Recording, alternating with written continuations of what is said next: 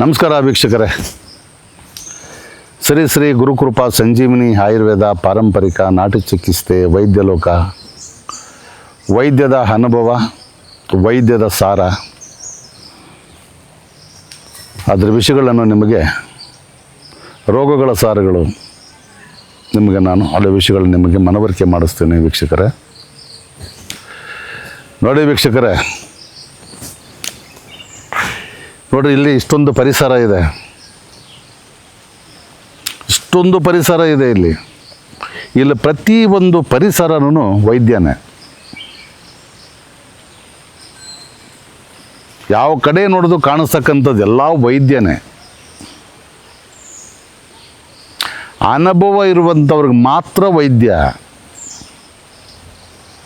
ಅನುಭವ ಇಲ್ಲದೆ ಇರುವಂಥವ್ರಿಗೆಲ್ಲ ಕಸ. ಇದು ಕಳೆ ಕಸ.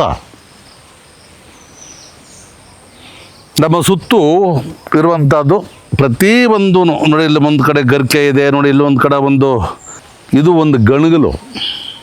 ಏನಿದು? ಒಂದು ಗಣಗಲು ಅಂದರೆ ದೇವಗಣಗಲು ಅಂತ ಹೇಳ್ಬಿಟ್ಟು ಒಂದು ಗಣಗಲುವ.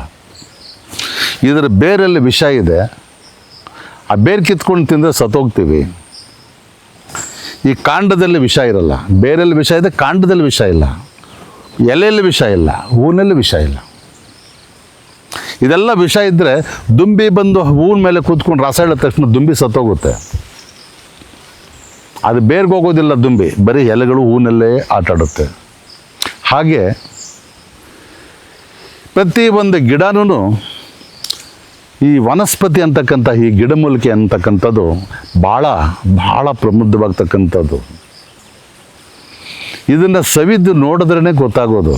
ಇದನ್ನು ಸವಿಬೇಕು, ನಾವು ತಿಂದು ನೋಡಬೇಕು, ಸವಿದು ನೋಡಿದಾಗಲೇ ಗೊತ್ತಾಗೋದು. ಆದರೆ ಎಲ್ಲ ಗಿಡನೂ ಒಂದೇ ರೋಗಕ್ಕಿರೋದಿಲ್ಲ.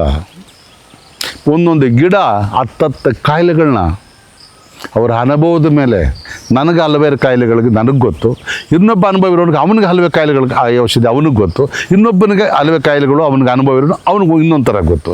ಹೀಗೆ ಯಾವ ರೀತಿ ಬಳಸ್ಕೊಬಂದು ದೇಹಕ್ಕೆ ಬಳಸುವಂಥದ್ದೇ.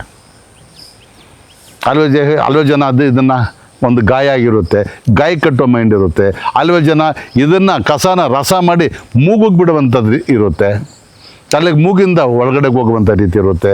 ಹಲವು ಜನ ಮಾಡ್ತಾರೆ, ಇದನ್ನು ರಸ ಹಿಂಡ್ಕೊಂಡು ಬೆಳಗ್ಗೆ ಹೊತ್ತು ಒಂದು 50 ml ಕುಡಿಯುವಂಥ ಮೈಂಡ್ ಇರುತ್ತೆ.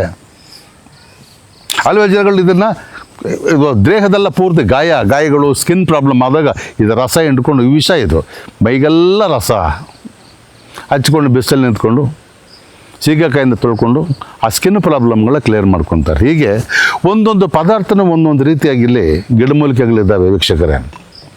ಗಿಡಮೂಲಿಕೆಗಳು ಯಾವತ್ತೂ ಸಂಜೀವಿನಿನೇ. ಅನುಭವದ ಮೇರೆಗೆ ಕೊಡ್ತಕ್ಕಂಥ ಒಂದು ಪದಾರ್ಥ ಯಾವತ್ತೂ ಇದು ಸಂಜೀವಿನಿನೇ. ಗಿಡಮೂಲಿಕೆಗಳ ಬಗ್ಗೆ ನಿಮ್ಮ ಮನೆ ಮುಂದೆ ಇರ್ತವೆ, ರೋಡಲ್ಲಿ ಇರ್ತವೆ, ಕಾಲು ಕೆಳಗಡೆ ತುಳ್ಕೊಂಡಿರ್ತೀವಿ. ಕಾಲು ಕಡೆ ತುಳ್ಕೊಂಡಿರ್ತಕ್ಕಂಥ ಒಂದು ಗಿಡ ಅದು ಸಾವಷ್ಟಕ್ಕಷ್ಟು ಕೆಲಸ ರೋಗಗಳನ್ನು ನಾಶ ಮಾಡೋ ಶಕ್ತಿ ಇರುತ್ತೆ. ಅದರ ಅನುಭವ ನಮಗಿಲ್ಲ. ಹೀಗೆ ಈ ರೋಗಗಳನ್ನ ಕಂಪ್ಲೀಟಾಗಿ ನೀವು ಕಳ್ಕೋಬೇಕು ಅಂತ. ಯಾಕೆಂದರೆ ತಾಳ್ಮೆ ಬೇಕು. ಆಯುರ್ವೇದದಲ್ಲಿ ತಾಳ್ಮೆ, ತಗೊಳ್ಳುವಂಥವ್ರಿಗೂ ತಾಳ್ಮೆ ಬೇಕು, ಕೊಡುವಂಥ ವೈದ್ಯಕರಿಗೂ ಕೂಡ ತಾಳ್ಮೆ ಬೇಕು.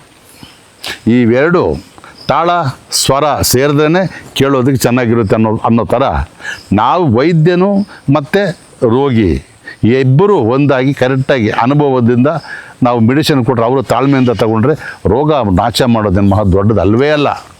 ಆಯುಸ್ ಯಾರಪ್ಪನ ಸೊತ್ತಲ್ಲ, ಆಯುಸ್ ಪ್ರಮಾಣ ಗಟ್ಟಿಗಿರಬೇಕು.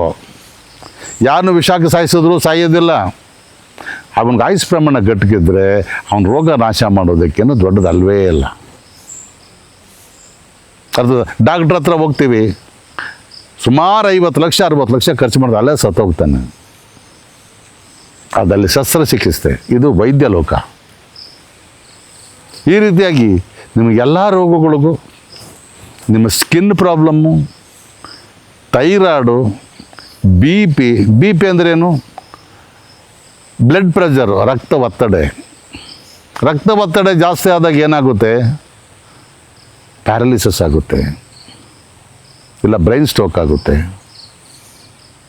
ಕೋಮಾ ಸ್ಟೇಜ್ಗೆ ಹೋಗುವಂಥ ಮಟ್ಟಕ್ಕಾಗ್ಬಿಡುತ್ತೆ. ಅದು ಚಿಕ್ಕದಾಗಿದ್ದಾಗಲೇ ಅದನ್ನು ನೀವು ನಾಶ ಮಾಡಿಕೊಂಡ್ರೆ ದೊಡ್ಡ ರೀತಿಯಿಂದ ನಾವು ನೋಡುವಂಥ ಅವಶ್ಯಕತೆ ಇಲ್ಲ, ದೊಡ್ಡ ರೀತಿ ನಾವು ನಳ್ಳುವಂಥ ಪರಿಸ್ಥಿತಿನೂ ಇರೋದಿಲ್ಲ.